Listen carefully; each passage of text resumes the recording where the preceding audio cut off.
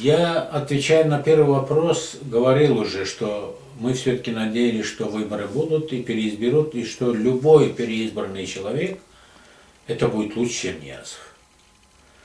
Ну, тут, правда, выборов не дождались, но, как говорится, Бог помог. Ниязова не стало, и вместо него стал другой человек, другой президент. С первого дня он практически объявил о двух путях, по которым он пойдет. Один из этих путей, я считаю, то, что он хотел себя показать реформатором. И второй путь, это он твердо заявил, что он будет продолжать линию Ниязова. И начну с реформаторского, как говорится, с реформаторской деятельности. Вначале действительно как-то обнадеживало нас, и думали, что первые реформы в тех отраслях, которые он назвал, это первые шаги и будут их продолжения. Но, как говорится, недолго пришлось радоваться. Буквально в короткое время мы поняли, какие реформы, и что, в чем заключаются эти реформы, и что продолжения этих реформ нет, мы сегодня уже видим. Поэтому эти реформы все, мы называем их просто косметические. Это замазать глаза международному сообществу и своему народу. Но народ-то уже давно понял, что особо они, как говорится, особых изменений не увидели и не ощущают. А то, что касается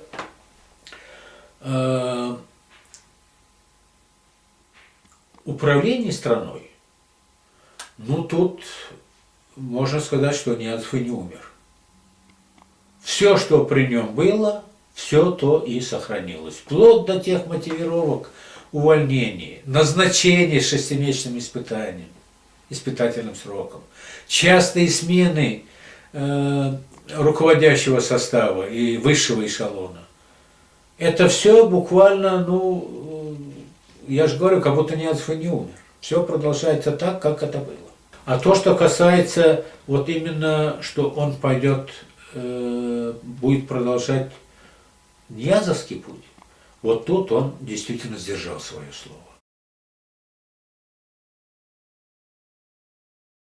Я буду говорить в основном про нашу республиканскую партию, за всех оппозиционеров не буду отвечать, они, может, сами найдут возможности и изложат свою позицию сегодняшнего дня, в сегодняшний день.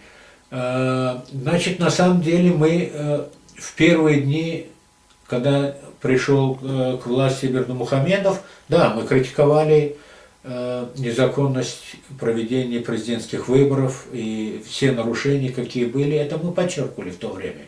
Но после того, как уже избрали, и уже, как говорится, колесо назад не повернешь, после этого мы сделали такой более, как бы сказать, так выразиться, что без резкой критики старались сделать, чтобы, как бы, зная характер Бердымухамедова, зная, что он самолюбивый, обидчивый, чтобы вот такие черты, человеческие черты не повлияли в целом, как на руководителя, на то, чтобы он на самом деле мог бы положительную сторону изменить положение в стране, и чтобы вот не наступить, как говорится, на больную мозоль, мы смягчили свои действия. Без критики, а такого рекомендательного характера. В каких этих? Ну, это в сайтах, выступая, статьи на каких-то совещаниях международных, и в основном выступая и комментируя происходящие события Туркменистана на радиостанции «Азатлык». Но, как говорится, долго ждать не пришлось. Сегодня мы убедились, ни этого рекомендательного характера не воспринимается, особых перемен ждать не приходится. Он, наоборот, с каждым днем, укрепляя свою власть, все больше и больше напоминает полностью Ниязова, повторяет его полностью, ему, собственно, может быть, ни от кого не и научиться, как по-другому править страной, потому что, будучи под Ниязовым, сами видели все это, и это им было как бы уроком и продолжают. Но тут хотелось бы подчеркнуть один момент.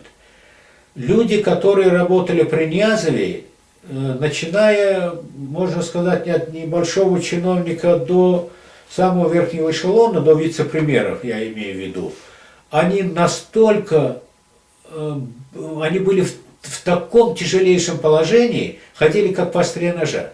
Они не знали, каждый день вот думали, обойдется ли все сегодня нормально, не опрокинет ли на него кушет грязи Ниязов, не обругает ли его с ног до головы, не оскорбит ли его, или вообще не уволит ли его и не посадит ли его, вернется ли он домой в семью к детям. И вот когда назначили Бердымухамедову, хотелось вот думать, что этот человек, который вот видел и, наверное, неоднократно сам костерил этого Ниязова и даже, наверное, просил Бога, чтобы он скорее его забрал, чтобы избавиться от вот этого. Сегодня сам повторяет, и неужели он не думает, что о нем так думает, как он думал о Ниязове? Вот просто поражает вот это, как быстро люди забывают все, то, что было с ним буквально вчера. Нет, чтобы вот это все предусматривать, вот это все видеть. Или я же говорю, просто у них, кроме того, как Ниязов правил, нет ничего другого для них как бы образцом, как править страной и как работать с людьми. И как вообще, что делать, чтобы в стране было лучше, ему было хорошо, он имел бы уважение, авторитет, и, самое главное, народу было бы хорошо. А у Туркменистана такой потенциал. Бог, как говорится, не обделил, с энергоресурсами особенно. То незначительное количество для государства, я имею в виду, незначительное количество населения, с тем экономическим потенциалом, можно создать такие условия для народа, проживающих в Туркменистане, что то, что сегодня происходит, ну, это просто совершенно несовместимые. Даже другие страны, я имею в виду страны бывшего Советского Союза, не имеющие вот такого потенциала для развития экономики, там народ проживает гораздо лучше, чем в Туркменистане. К сожалению, мы вначале надеялись, и, как говорится, что даже готовы были, как оппозиция, оказывать содействие и непосредственно даже практическое, не просто там теоретическое или рекомендательного характера, практическое содействие в этих реформах. Но, к сожалению, ничего этого не произошло, и, как я уже вот, говорил, что оппозиция не должна перестраиваться, мы хотели перестроиться, изменить свою работу, направление. Но, к сожалению, все остается, как и при Ниязове. Мы должны продолжать так же работать, как при Ниязове, даже наоборот, усилить свою работу, как оппозиция.